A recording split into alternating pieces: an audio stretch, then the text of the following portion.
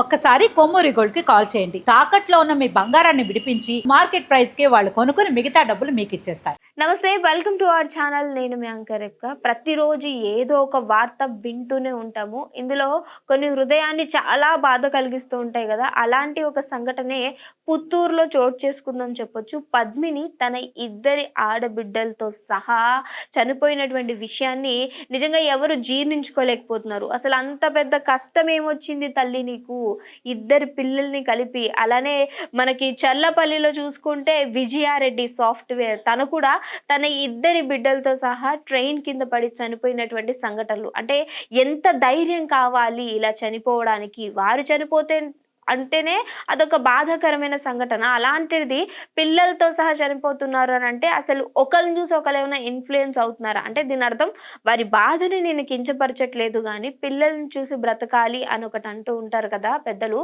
So అది ఎందుకు మర్చిపోతున్నారు అని అనిపించింది నాకు. సో తను చనిపోయిన తర్వాత 3 రోజులు కర్మ ఉంటుందంటారు కదా. సో దానికి వాళ్ళ అన్నయ్య వాళ్ళ తల్లి వచ్చినప్పుడు వాళ్ళ అన్నయ్య అక్కడ అంటే ఆ చెల్లి రాసినటువంటి లేఖని చూసిన తర్వాత నాకు అనుమానంగా ఉంది, పద్మిని నా చెల్లి భర్తే నా చెల్లిని ఇంకా పిల్లల్ని కూడా చంపేశాడు అనే ఒక సంఘటన. అసలు ఎందుకు ఏం జరిగింది అని అంటే, సో పద్మిని చనిపోయే ముందు ఒక లేఖనైతే రాయడం జరిగింది. తల్లిదండ్రులను కాదని పెళ్లి చేసుకున్న ప్రతి ఒక్కరికి నా జీవితం ఓ గుణపాఠం కావాలి. మరి అంత పెద్ద గుణపాఠం ఏంటి, ఏం జరిగింది అనేది అందరినీ కూడా అంటే బాధాకరంలోకి నెట్టేసినటువంటి ఒక సంఘటన అయితే ఇక్కడ కనిపిస్తుంది. ఒక అమ్మాయికి ఎలాంటి లక్షణాలు ఉన్నటువంటి భర్త ఉండకూడదో అలాంటివన్నీ నా భర్తలో ఉన్నాయి. ఇది నేను కలలో కూడా ఊహించుకోలేదు, అలాంటి జీవితం నాకు వస్తుందని.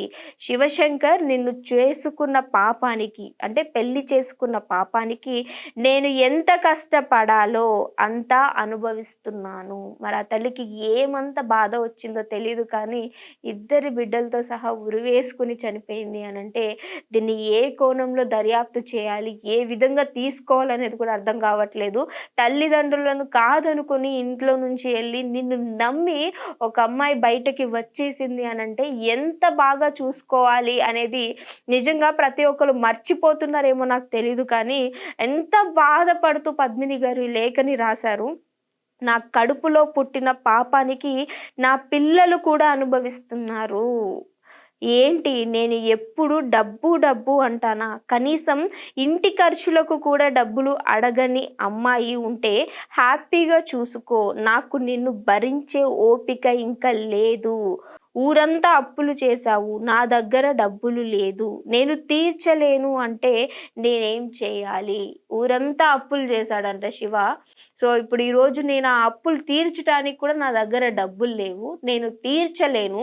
నీకు ఇంట్లో ఖర్చులకు కూడా అడగని అమ్మాయి ఎవరైనా ఉంటే అలాంటి అమ్మాయిని పెళ్లి చేసుకో అని తన బాధను వ్యక్తం చేస్తూ ఒక లేఖని రాసినటువంటి పద్మిని. నువ్వు పనికి వెళ్ళకపోయినా ఎవరితో తిరిగినా అడగని ఓ భార్య ఉంటే తనని పెళ్లి చేసుకో అంటే పనికి వెళ్ళకుండా ఇంట్లో ఆ పిల్లలకి భార్యకి ఏమి అవసరమో అవి కూడా ఇవ్వకుండా నువ్వు నీ ఇష్టానికి జల్సాలు తిరుగుతున్నా అడగని భార్య ఎవరైనా దొరుకుతో చేసుకో అంటుంది అని అంటే అక్కడ ఏం జరుగుతుంది, 8 సంవత్సరాలుగా తను ఏం బాధ అనుభవిస్తుంది అనేది నిజంగా ఇక్కడ మనకి కళ్ళకి కట్టినట్టు కనిపిస్తుందని చెప్పొచ్చు. నన్ను చేసుకుని నువ్వు కష్టపడుతున్నావు కదా, ఇంకా నేను లేను, హ్యాపీగా నీ బ్రతుకు నువ్వు బతుకు, నీ పిల్లలు కూడా లేరు, నిన్ను చేసుకున్న పాపానికి పిల్లలు కూడా బాధని అనుభవిస్తున్నారు, తిండికి లేదు, బట్టకి లేదు, ఇంట్లో ఉండడానికి కూడా లేదు అనంటే ఏ విధంగా ఇంకా నేను నీతో ఉండడానికి హ్యాపీగా ఉంటుంది అని అడుగుతుంది పద్మిని. ఎలాగో ఇంకో పెళ్లి చేసుకుంటావు కదా, ఈసారైనా లైఫ్లో సెటిల్ అయ్యాక పెళ్లి చేసుకో అంటే ఇక్కడ ఇండైరెక్ట్గా ప్రతి ఒక్క అమ్మాయికి పద్మిని జీవితం గుణపాఠం ఏ విధంగా అవ్వాలి అని కోరుకుంటున్నారు అనంటే పెళ్లి చేసుకోవాలి అనంటే ఖచ్చితంగా సెటిల్ అయి ఉండాలి, లేదు అనంటే ఆ తర్వాత ప్రెగ్నెన్సీ వస్తుంది, నీకంటూ ఒక పాపో బాబో వస్తారు, నీతో పాటు కూడా వాళ్ళని కూడా ఇబ్బందుల్లో తీసుకెళ్తావా? నీ జీవితం ఏ విధంగా ఉంటుందో నీకు ఆల్రెడీ క్లియర్‌గా ఉన్న తర్వాత కూడా వాళ్ళని కూడా ఇబ్బందులోకి తీసుకెళ్ళడానికి నిజంగా ఏ తల్లి కూడా ఇష్టపడదు. కాబట్టే ఈరోజు ఈ నిర్ణయం పద్మిని తీసుకుందేమో అని నాకు అనిపిస్తుంది. బట్ జీవితం ఏదైనప్పటికీ కష్టంలో వెళ్తున్నా ఏ విధంగా అంటే అంటూ ఉంటారు కదా పెద్దలు, సముద్రాన్నైనా ఈదగలమేమో గానీ సంసారాన్ని ఈదలేరు అని అంటారు. అంటే అంత పెద్ద సముద్రంలో అన్ని కిలోమీటర్స్ ఈదగలిగారు కానీ ఈ సంసారాన్ని ఈదలేరు అని అంటే అది కష్టంతో కూడుకున్నదే, అందరూ ఒప్పుకుంటారు. కానీ చావు ఒక్కటే దీనికి పరిష్కారం కాదు అని ఎంత చెప్పినప్పటికీ ఎవరికి అర్థం కావట్లేదు. బట్ ఇంకా తన యొక్క బాధని ఇక్కడ వ్యక్తం చేశారు. దాన్ని కూడా తెలుసుకునే ప్రయత్నం చేద్దాం మనం. నాలాగా ఇంకో అమ్మాయి జీవితాన్ని నాశనం చేయకు, ఇంకో జన్మలో తల్లిదండ్రులు చూపించిన సంబంధాన్నే చేసుకుంటాను, పుట్టింటి వాళ్ళతో జీవితాన్ని కలిసి ఉండాలని ఆ దేవుణ్ణి కోరుకుంటున్నా. అన్నా నన్ను క్షమించు, ఇప్పటి వరకు నీతో మాట్లాడలేదంటే నీ మీద ప్రేమ లేకుండా కాదు, నేను ఫేస్ చేసే ధైర్యం కూడా నాకు లేదు, నువ్వు అడిగే ప్రశ్నకి నా దగ్గర సమాధానం లేదు. ఆ అన్నయ్య అంటే ఎంత ఇష్టమో తెలియదు గానీ, బహుశా తల్లి నువ్వు నిజంగా ఒకవేళ మీ అన్నయ్యనే ఆశ్రయించుండుంటే నిన్ను పాప అని పిలుస్తాడని నువ్వు అంత చక్కగా చెప్తున్నావు. ఒక్కసారి అన్నయ్య దగ్గరికెళ్ళుంటే ఒక దెబ్బ కొట్టినా, 2 మాటలన్నా బహుశా నీ కష్టాన్ని తీర్చుండేవాడేమో. ఆ చిన్న పిల్లలు ఇంకా ఏ జీవితాన్ని చూడలేదు. నీతో పాటుగా వాళ్ళ లైఫ్ కూడా స్పాయిల్ అయిపోయింది. సో 8 సంవత్సరాలు అవుతోంది నీ నోటి నుండి పాప అని నన్ను పిలిచి. చాలా వినాలనిపిస్తుంది. చివరిసారిగా నన్ను నా పిల్లల్ని వచ్చి చూడు. ఇంకా చూడాలనుకున్నా మేము ఉండము.